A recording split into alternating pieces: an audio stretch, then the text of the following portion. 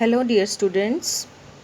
In continuation to the physical properties of metals and non-metals, chapter 4 of your science book, today I am going to explain the chemical properties of metals and non-metals. So, the first chemical property is the reaction with oxygen. कि हमारी metals और non metals जो हैं किस तरह से oxygen के साथ रिएक्शन करती हैं और कौन कौन से नए प्रोडक्ट्स बनाती हैं। तो आइए देखते हैं। सबसे पहले हमें इसको इस तरह से एक जनरल इक्वेशन की फॉर्म में लिखना है। Metal when reacts with the oxygen, how we are going to read it. Metal reacts with oxygen to form a metal oxide. So, in the language of chemistry, we use the symbols of all the elements present on the earth. So, here the metal which I am using is magnesium, and the symbol of magnesium is Mg. From where the magnesium comes? Magnesium will come from magnesium ribbon. And when it will react with oxygen, oxygen from where oxygen will come? Oxygen will come from air. Alright, because air is the mixture of so many gases. Magnesium ribbon, when burns in the presence of air, it will give us a new product, magnesium oxide. MgO is the formula for magnesium oxide. Like, it will be more clear to you when you will understand this activity. So in your book, this is the activity number 7. Here you can see this. I have made a candle and this candle is burning. Now this candle is burning and this is its flame. When magnesium ribbon burns under the flame, it gives a white color ash. You can see the particles of white colored ash. This white colored ash is magnesium oxide. So here my chemical equation is completed. All right. Non-metals they form non-metallic oxide with the oxygen. So now we will do the second reaction, the reaction with water. How do metals and non-metals react with water? So first I have written the general equation of metal with water. Metal reacts with water to form metal oxide or metal hydroxide plus hydrogen gas. जब भी कोई metal पानी के साथ react करती है, water के साथ रिएक्ट करती है, तो इट ऑलवेज फॉर्म्स उसी मेटल का ऑक्साइड एंड उसी मेटल का हाइड्रोक्साइड, साथ में लिबरेट होती है हाइड्रोजन गैस. सो केमिकली इसको कैसे लिखा जाएगा? मेटल मैंने यहाँ पर ली है sodium. Sodium, the symbol of sodium is Na plus H2 is the formula of water, and when they both react with each other they will form a new salt, sodium hydroxide, NaOH. It is a formula of sodium hydroxide plus hydrogen gas will be written as H2.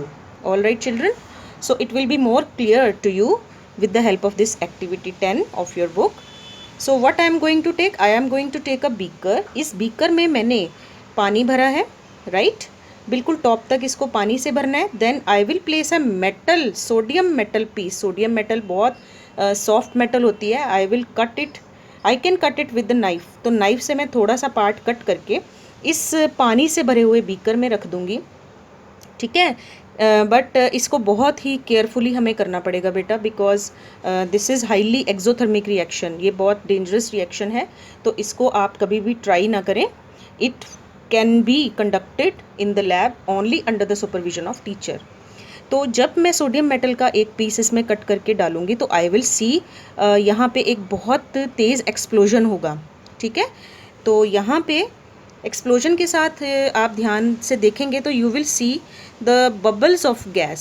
So most probably this gas will be hydrogen gas, because यहाँ reaction में hydrogen gas बन रही है.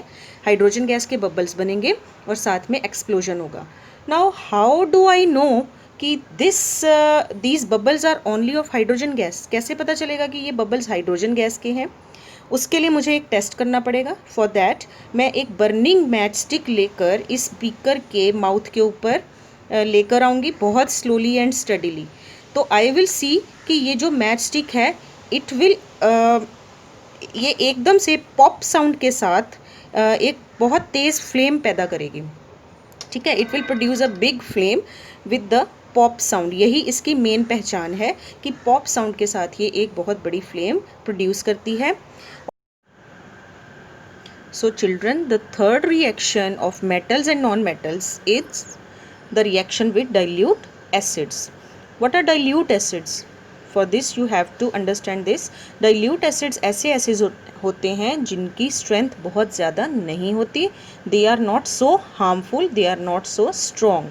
तो dilute hydrochloric acid उनमें से एक acid है, dilute acids में से एक acid है जो metal के साथ react करने पर हमें देता है सॉल्ट प्लस साथ में रिलीज़ करता है हाइड्रोजन गैस, ठीक है। तो इस इक्वेशन को मैंने लिखा है इस तरह से, I have taken zinc metal here and dilute hydrochloric acid का फॉर्मूला है HCl, जिंक मेटल का सिंबल है Zn।